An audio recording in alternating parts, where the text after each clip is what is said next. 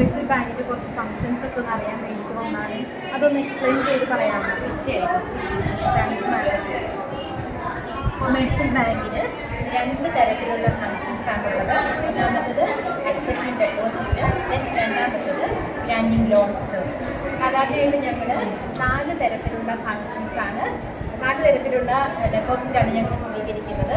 ഒന്ന് saving deposit, രണ്ടാമത്തത് current deposit, മൂന്നാമത്തത് ഫിക്സഡ് ഡെപ്പോസിറ്റ്, അവസാനമായിട്ട് റെക്കറിംഗ് ഡെപ്പോസിറ്റ്. ഇതിൽ നമുക്ക് ഏറ്റവും കൂടുതലായിട്ട് നമ്മൾ പലിശ കൊടുക്കുന്നത് ഫിക്സഡ് ഡെപ്പോസിറ്റിനാണ്. സാധാരണയായിട്ട് സേവിങ് ഡെപ്പോസിറ്റിന് വളരെ നേരിയ തോതിലുള്ള പലിശയാണ് കൊടുക്കുന്നത്. അതുപോലെ തന്നെ കറണ്ട് ഡെപ്പോസിറ്റിന് നമുക്ക് പലിശ കൊടുക്കുകയില്ല. ഫിക്സഡ് ഡെപ്പോസിറ്റിനേക്കാൾ കുറച്ചുകൂടി കുറഞ്ഞിട്ടാണ് റെക്കറിംഗ് ഡെപ്പോസിറ്റിന് നമ്മൾ പലിശ കൊടുക്കുന്നത്. പിന്നെ രണ്ടാമത്തെ ഫംഗ്ഷൻ എന്ന് പറയുന്നത് ലോൺ പ്രൊവൈഡ് ചെയ്യുക. അതായത് നമ്മൾ കൊളാട്രൽസ് സ്വീകരിച്ചിട്ട്, അത് പലതരത്തിലുള്ള കൊളാട്രൽസ് ഉണ്ട്, അവ സ്വീകരിച്ചിട്ട് നമ്മൾ ആവശ്യക്കാർക്ക് പ്രധാനമായിട്ടും ഇൻഡസ്ട്രിയൽ പർപ്പസസിന് വേണ്ടി, അതുപോലെ തന്നെ അഗ്രികൾച്ചറൽ പർപ്പസസിന് വേണ്ടി, പിന്നെ വാഹനങ്ങൾ വാങ്ങിക്കാൻ ഹൗസിംഗ് ലോണ്, അങ്ങനെ നീഡി പീപ്പിളിന് അവർക്ക് ആവശ്യമായിട്ടുള്ള സൗകര്യം ചെയ്തു കൊടുക്കാറുണ്ട്. നാം ഇന്ന് പരിചയപ്പെടുത്തുന്നത് റിസർവ് ബാങ്കിൻ്റെ ധർമ്മങ്ങളാണ്.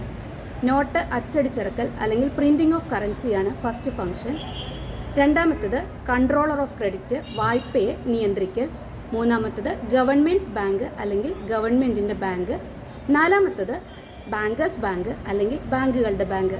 ഇത്രയുമാണ് റിസർവ് ബാങ്കിൻ്റെ 4 പ്രധാനപ്പെട്ട ഫങ്ഷൻസ്. ഹലോ ഗൈസ്, എസ്എസ്എൽസി പരീക്ഷയ്ക്ക് സാധാരണ 4 മാർക്കിന്റെ ക്വസ്റ്റ്യൻ ആയിട്ട് വരുന്നതാണ് theories based on the origin of state. First one is divine right theory, second one evolutionary theory, third one social contract theory, and last one power theory. എല്ലാവരും നന്നായി പഠിക്കണേ. Hi friends, today I am going to discuss a very important question from the chapter Planning Commission. What are the important objectives of Planning Commission? The objective of Planning Commissions are modernization, self-reliance, equity and growth. Thank you.